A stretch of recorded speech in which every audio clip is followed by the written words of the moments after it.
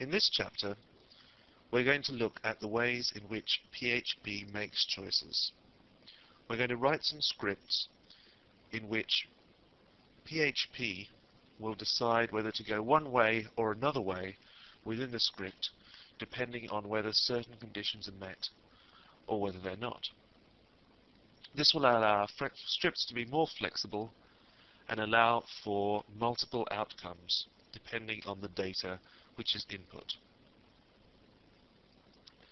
So first of all, we're going to look at the basic if statements in this movie, and we're also going to look at the conditional operators, which allow us to define the conditions whereby the if statements will choose one path or another within the script. We're going to look at logical operators, which will allow us to pair two or more conditions and allow the PHP script to only take one path if both are true or if either are true, and so on.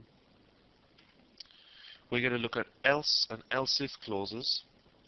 These allow for other clauses if the principal if statement is not true.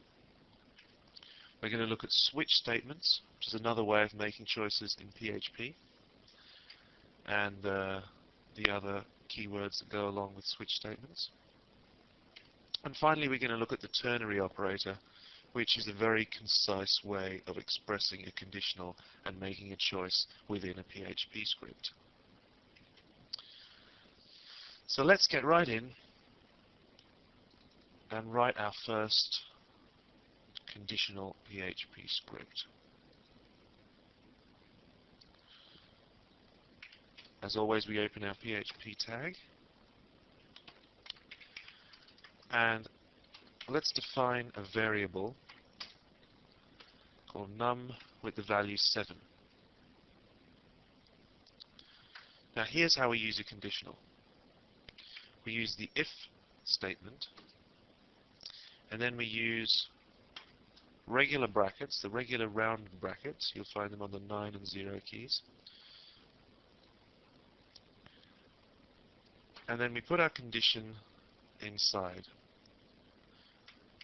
So we're going to say if the variable num, then we're going to use a little symbol you may or may not have seen before, and this is the greater than symbol.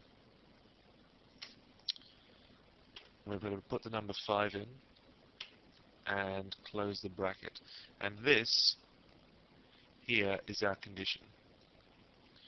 So if this condition, being the variable num, the value of the variable num being greater than 5, if that condition is true, then PHP will want to carry out another statement. So in this case, let's say echo num is more than 5. Let's close our PHP script, and we'll save this into examples as conditional.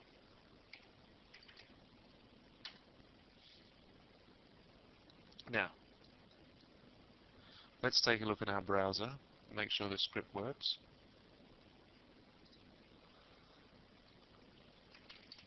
As always, we use localhost to get to the right place.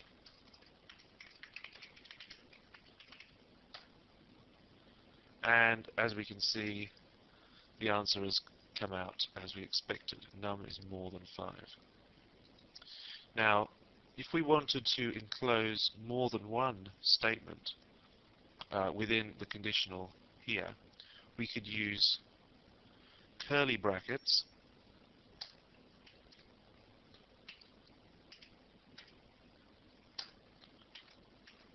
like so. This means that anything that falls within these curly brackets is to be carried out if this statement is true. It's usually a good idea to indent. Now, whatever statement we put afterwards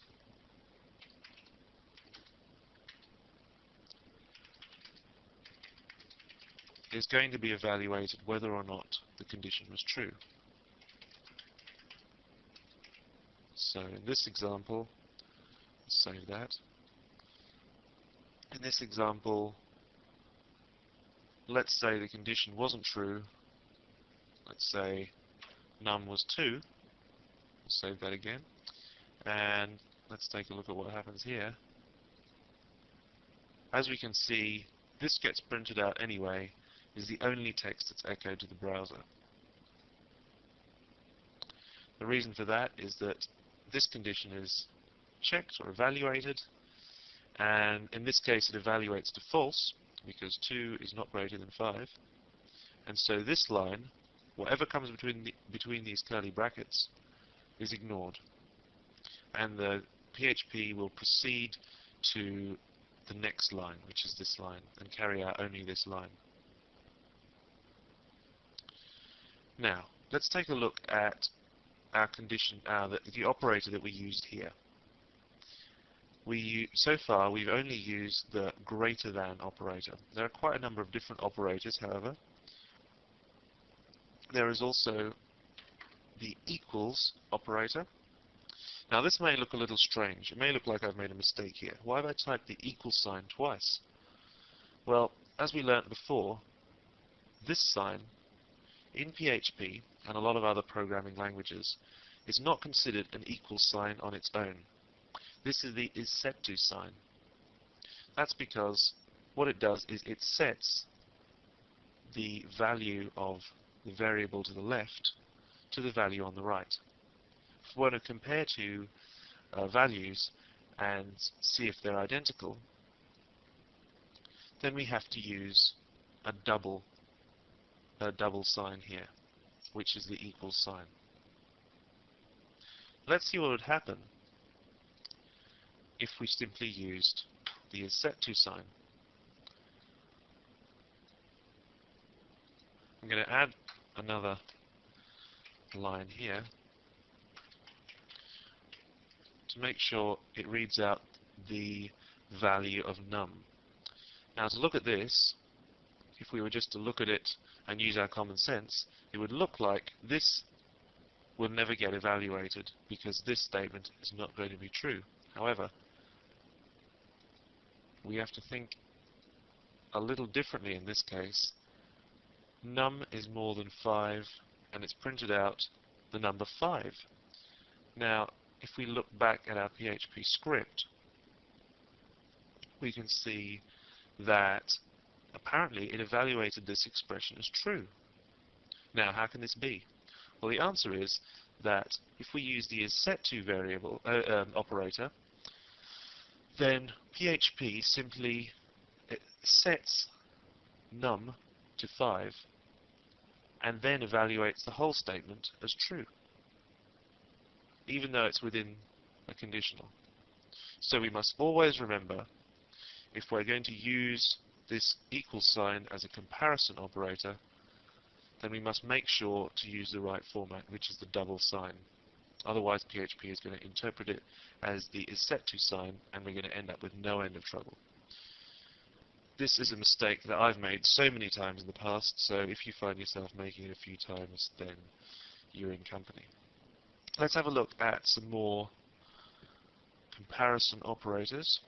We've seen the is greater than, we've seen the equals, and we've seen the is less than, which is similar to the is greater than, but the other way around. There's also is less than or equal to. So say if the figure was, say if num was 5, then in this case, this condition will be true. However, if we simply use the is less than, then it will be looking for a number less than 5, and so the condition would evaluate to false. We also have, of course, the greater than or equal sign. And finally, we have the unequal sign. This will only evaluate true when num is not equal to 5.